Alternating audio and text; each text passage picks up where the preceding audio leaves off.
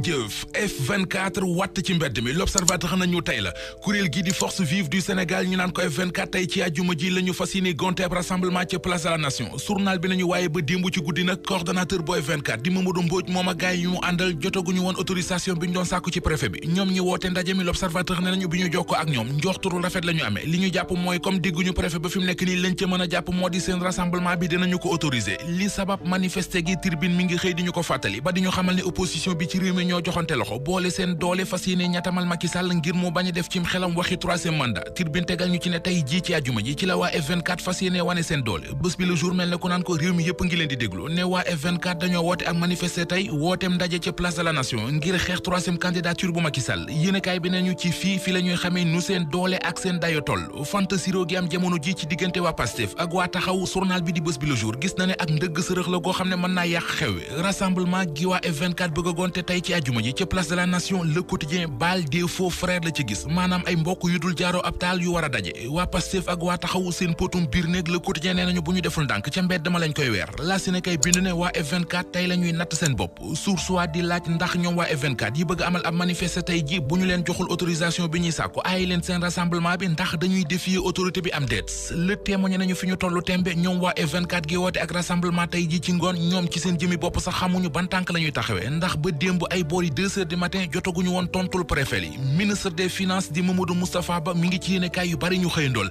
direct news journal Life bés bi le jour ak lii quotidien soleil national di ñuy wax ci xëtam mu njëkk ne waa FMI di fonds monétaire international féddaliwaat nañu seenu kóolute ak seenu jàppale ci réewum Sénégal firndeli yéenekaay bi nañu mooy programme bu am doole bi ñu déggoo war ko doxal ci réew mi ci diirub ñetti at mu di programme bu toll ci junni ak téeméer ak juróom fukki milliards direct news xëy di ñu xamal programme bu yees boobee dox ci diggante FMI ak réewum Sénégal ana programme bi ci yan anam la tënk la Sénégal nañu waa fonds monétaire international dugal nañu ci nafak Sénégal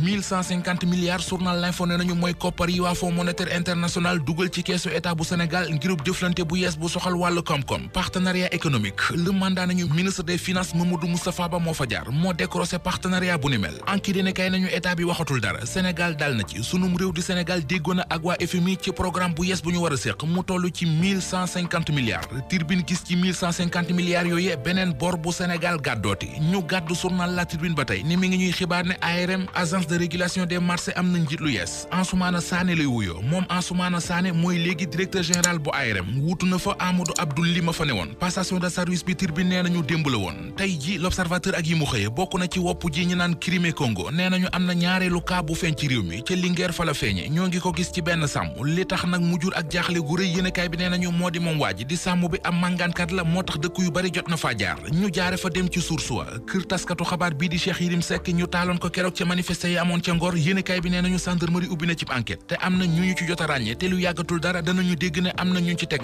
loxo dematina gémmiñ yër leen xët mu njëkku libération mbaa bu journalisé ko ñoo ngi ñuy xibaar benn waay bu ñu dóor ci manifestation yi fi amoon ca Yoff Ngor ba waa ji mujj faatu ab xibaar la bu ñu jële ci procureur bu Ndakaaru waa ji Louis Ndong la tudd ab ancien militaire la bu dëkkoon ca Yoff Ngor ba mu jógee armée da doon liggéeyee ne vigile ci ab société de gardiennage bu ñu naan Falcon sécurité ci bés bu njëkk bi mu tàmbalee liggéeyam bu bees bi ca la ñu ko woowee këram ndax soxnaam jigéenu wérul la maanaam dafa tollu diggante waa ji di Louis Ndong jóge fa mu doon liggéeyee doon dem këram ca Yoff Ngor ngir taxaw jabaram bi mu duggee Yoff Ngor gis gaay yi di manifester gaay yi doon manifester yaakaar ne Louis Ndong ab gendarme la bu infiltré ca la ñu ko songe dóor ko ba mu jaare ca faatu